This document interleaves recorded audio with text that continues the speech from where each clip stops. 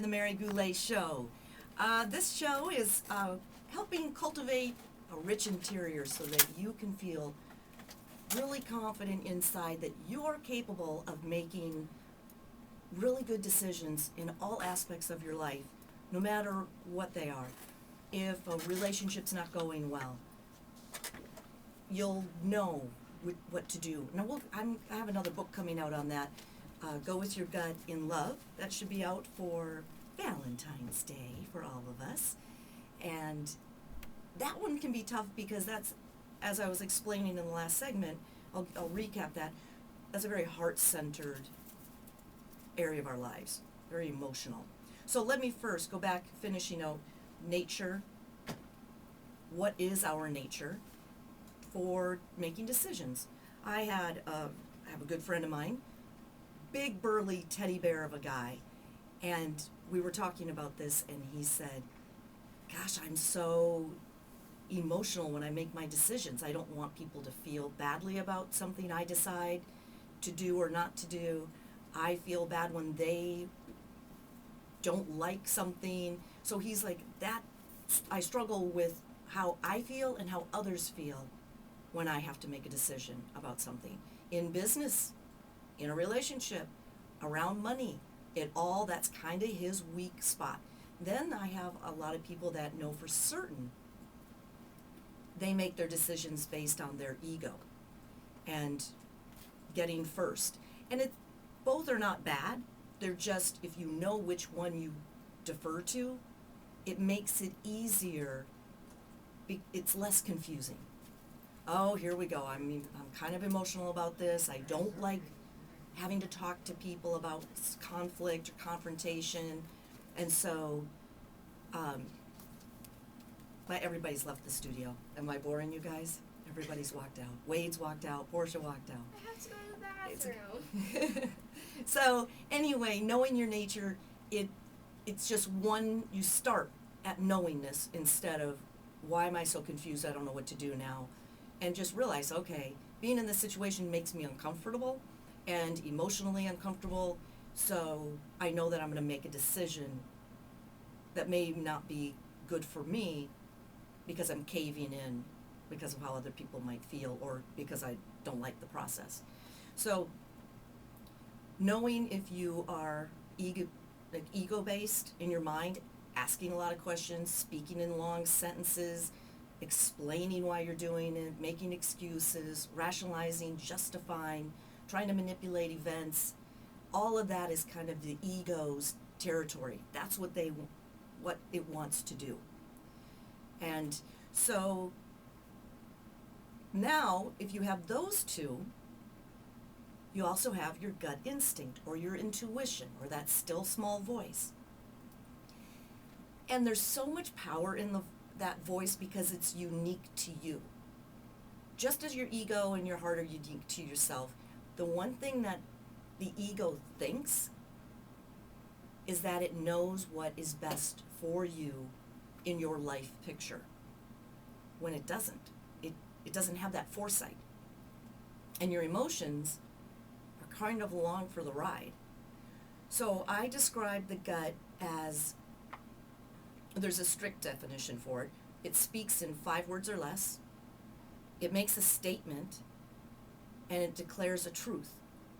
And conversely, the ego and heart like to say what is true, but the gut states what is truth.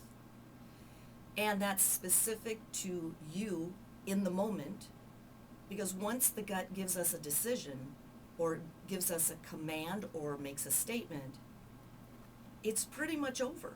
That's it. It's not going to change until maybe circumstances come into play from that decision and then something else changes. It's time for another choice. Whereby the ego and our heart, even if a decision is made, it's still trying to figure out a way to get its own way. And probably one of the best benefits about going with your gut and trusting it, it takes all of the thought out of it. All you have to do is listen to what your gut said to do or not to do, in 5 words or less, then you're okay. I'm not going out to dinner. Now what? And you just move along with your evening, and maybe somebody calls you or something else comes up, and oh, I'm glad I didn't go to dinner, or whatever might happen. But how often have we said, I'm glad I listened to myself on this one. I'm glad I didn't push it. So there's a lot of power, a lot of courage, a lot of direction, a lot of clear directives when you listen to your gut. So we just have to work that muscle. And I've been working it for so long that I know exactly when I'm going against it. Sometimes I willfully do, just because I didn't consider the stakes so high that would be a big deal. But when I didn't know about my gut, I made relationship decisions in a not good way. Finance decisions, investments, just spending money, not good. So it can affect deeply. I mean, how many people have said, oh, I knew that was too good to be true. And they went with it, but they knew. Knowingness is the key. We all know. We're just so, the gut is that still small voice, whereas the ego is like repetitive, and the gut will only say it once. The heart, our emotions will make us a little bit weaker, and like I said, our ego's so repetitive, it's just going to keep hammering on us. Don't you want to do that? Let's go do that. Let's go do that. Well, something tells me not to. And then we're trained to listen to our thoughts.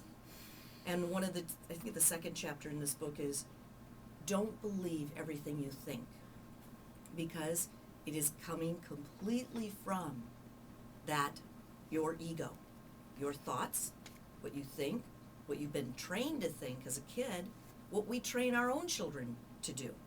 Use your head, think it through.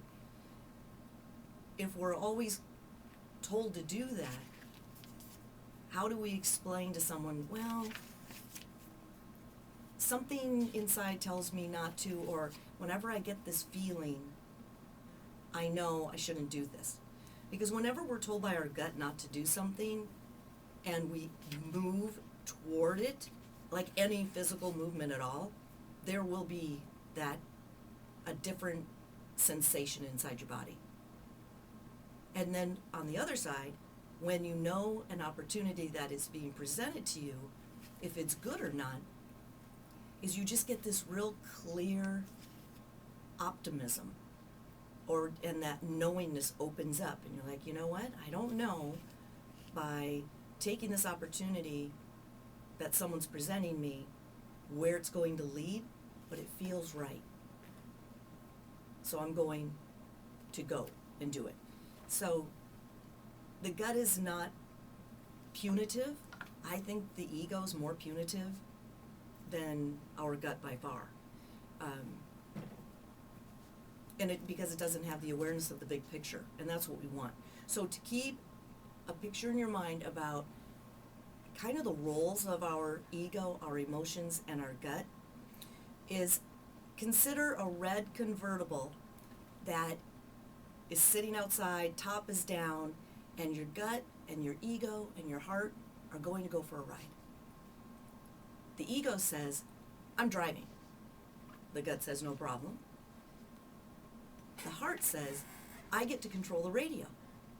So she jumps in the back, puts the country music on, she's super happy, wind blowing through her hair, and the ego's like, okay, here we go, speeding down the road.